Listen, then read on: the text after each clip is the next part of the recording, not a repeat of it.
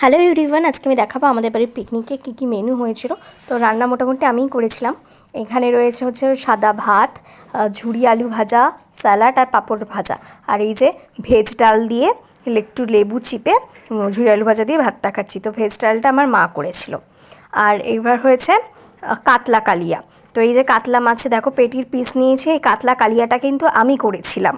তো কাতলা কালিয়ার চ্যানেলে তো আমি দেওয়া আছে রেসিপি, তোমরা চেক করে নিও। তো এই কাতলা কালিয়াটা আমি রান্না করেছি। এবার এই কাতলা কালিয়াটা দিয়ে মাছটা খেলাম। দেখো মাছটা যেমন ফ্রেশ ছিল, তারপর রান্নাটাও খুব টেস্টি ছিল, দারুণ হয়েছিল। মাছটায় খুব তেল তেল ছিল, তো খুব ভালো ছিল খেতে। তারপরে দেখো ওইটা খাওয়ার পরে চলে এসছে পাতে মাংস। এই চিকেনটা আমি আর সুমি দিদি দুজন মিলে একসাথে করেছি।